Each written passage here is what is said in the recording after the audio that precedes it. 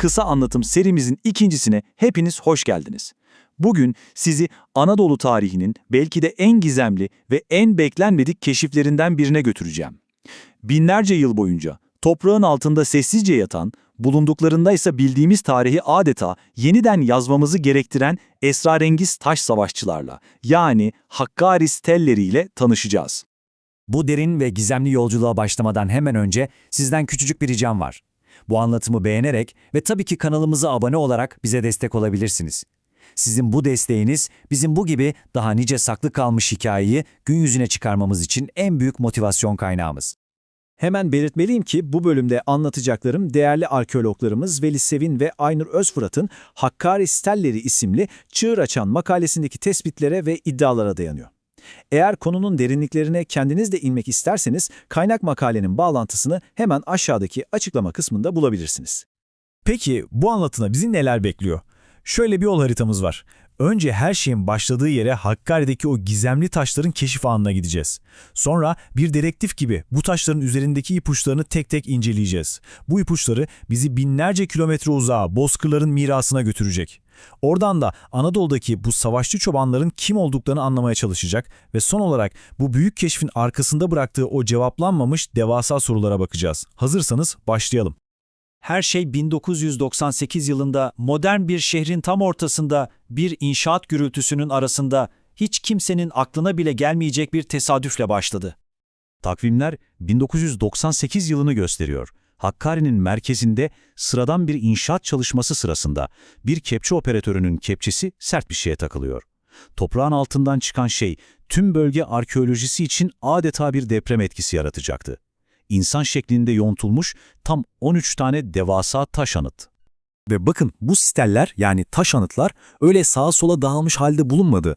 Arkeologların çok sevdiği bir tabirle in situ yani binlerce yıl önce oraya nasıl bırakıldılarsa tam da o özgün konumlarında bir platform üzerinde bir arada duruyorlardı. Bu durum bize tek bir şey söylüyordu. Burası sıradan bir yer değildi. Burası özenle tasarlanmış, özel bir anlama sahip, belki de kutsal bir alandı. O an herkesin aklında aynı sorular belirdi. Kimdi bu sessiz taş savaşçılar?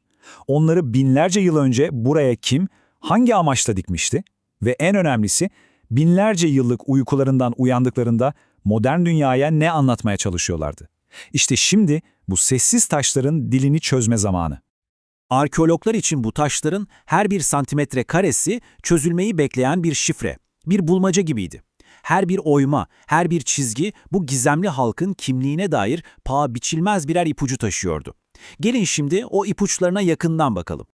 İncelemeler özellikle 5 ana noktada yoğunlaştı. Taşlara kazınan o güçlü savaşçı figürleri, kuşandıkları ölümcül silahlar, iki elleriyle sıkıca tuttukları o gizemli kap, dönemin sanatında eşi benzeri görülmeyen çıplaklıkları ve bu çıplaklığı örten suspansuvar adlı giysi ve son olarak da figürlerin etrafına serpiştirilmiş şifreli semboller.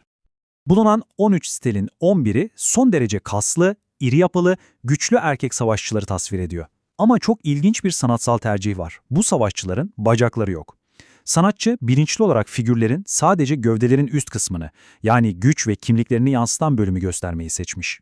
Bu savaşçıların ne kadar donanımlı olduklarıysa gözden kaçacak gibi değil. Bellerinde her zaman bir kemer ve bu kemere takılı kendilerine özgü, iki ucu açık hilal biçimli bir balçığa sahip hançerler var. İşte bu hançer adeta onların kimlik kartı gibi ve bu gizemi çözmede kilit bir rol oynayacak. Hançerlerin yanı sıra tunçtan yapılmış baltalar, uzun mızraklar ve güç simgesi olan topuzlar taşıyorlar. Kısacası bu adamlar her an savaşa hazır, caydırıcı bir güce sahip olduklarını bize haykırıyorlar. Fakat tüm bu ölümcül silahlardan bile daha merkezi, daha önemli bir nesne var.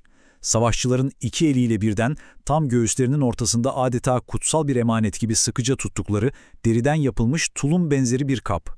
Bu kabın konumu ve tutuluş şekli onun sıradan bir içki kabı olmadığını, muhtemelen ritüelistik çok derin bir simgesel anlam taşıdığını gösteriyor. Bir diğer şaşırtıcı ve bir o kadar da önemli detaysa savaşçıların çıplak olarak betimlenmesi. Ama bu sıradan bir çıplaklık değil, suspensuar olarak adlandırılan, üzeri geometrik desenlerle bezenmiş özel bir tür örtüyle tamamlanıyor. Bu giyim tarzı ne Anadolu'da ne de Mezopotamya'da daha önce hiç görülmemiş bir şey. Bu onlara ait başka hiçbir kültürde olmayan tamamen özgün bir kültürel imza. Asıl büyük hikaye ise ana figürlerin etrafındaki o minik detaylı çizimlerde saklı. Bu çizimler bize onların yaşam tarzını anlatıyor. Kubbeli, yurt tipi çadırlar onların yerleşik değil, göçebe olduklarını fısıldıyor. Leopar gibi tehlikeli hayvanları avladıkları sahneler onların ne kadar yetenekli ve cesur olduklarını gösteriyor. Ve daha da önemlisi, stellerde yer alan soylu görünümlü daha küçük insan figürleri ve ayaklar altında yatan yenilmiş düşman tasviri, onların karmaşık bir sosyal yapıya, bir hiyerarşiye sahip olduklarının kanıtı. İşte araştırmacılar tüm bu ipuçlarını bir araya getirdiklerinde ortaya çıkan resim onları hiç ama hiç beklemedikleri bir yöne, Anadolu ve Yakın Doğu coğrafyasının çok ötelerine, binlerce kilometre kuzeye götürdü. Ve işte soruşturmanın kırılma anı tam da burası. Çünkü stellerin sanatsal dili, ikonografisi yani anlatım biçimi Doğu Anadolu'ya tamamen yabancıydı. Ne Hitit sanatına benziyordu, ne Urartu'ya ne de Asur'a. Hiçbir yerel kültürle bağlantı kurulamıyordu. Ama tüm bu özellikler, çıplak savaşçılar, özel silahlar, göçebe hayatı ve hatta o gizemli kap, okları tek bir yöne çeviriyordu. Ukrayna steplerinden başlayıp Moğolistan'a kadar uzanan o devasa Avrasya bozkırlarına. Bu geniş coğrafyada binlerce yıldır süregelen çok köklü bir geleneğin bir adı var, Balbal ya da halk arasındaki deyişiyle Taşbaba. Bunlar ölen önemli liderlerin, kahramanların mezarlarının başına dikilen ve onları, atalarını ya da öldürdükleri düşmanları temsil eden heykellerdir. İşte Hakkari'de bulunan bu steller, bu köklü bozkır geleneğinin şimdiye kadar hiç bilmediğimiz en güneye inmiş, en şaşırtıcı ve en gizemli halkasıydı. Peki Hakkari stelleri bu binlerce yıllık geleneğin tam olarak neresinde duruyor? Zaman çizelgesine baktığımızda bilinen en erken örneklerin M.Ö. 3. bin yılda Ukrayna ve Güney Rusya'da ortaya çıktığını görüyoruz. Hakkari stelleri ise tam olarak M.Ö. 2. bin yılın sonlarında bu geleneğin önemli bir halkası olarak karşımıza çıkıyor. Onlardan yüzyıllar sonra M.Ö. 7. yüzyılda İskitler ve daha da sonra milattan sonra 6. ve 8. yüzyıllarda Göktürkler bu Taşbaba geleneğini kendi yorumlarıyla devam ettireceklerdi. Bozkırlarla olan bu şok edici ve kesin bağlantı kurulduktan sonra şimdi en can alıcı soruya geldik. Peki Anadolu'nun bu dağlık coğrafyasına kadar gelen ve bu anıtları diken insanlar tam olarak kimlerdi? Makalenin yazarları Veli Sevin ve Aynur Özfırat bu soruyu çok net ve güçlü bir tezle cevaplıyorlar. Aynen şöyle diyorlar. Burada birer tanrıdan çok çadırlarda yaşayan göçebe çoban savaşçılar söz konusudur.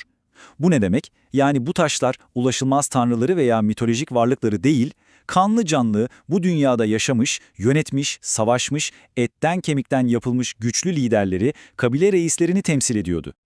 O zaman gelin kanıtlardan yola çıkarak bu savaşçıların profilini oluşturalım. Birincisi yaşam tarzları.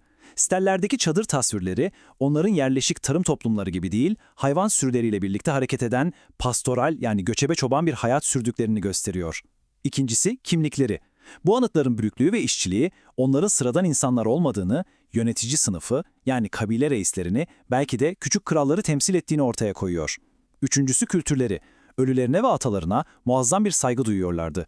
Bu steller de büyük ihtimalle o saygı duyulan liderlerin mezarlarını onurlandırmak ve ebedileştirmek için dikilmiş anıtlardı. Peki tüm bunlar ne zaman yaşandı? Cevap yine taşların üzerinde o imzaları gibi olan hançerlerde saklı.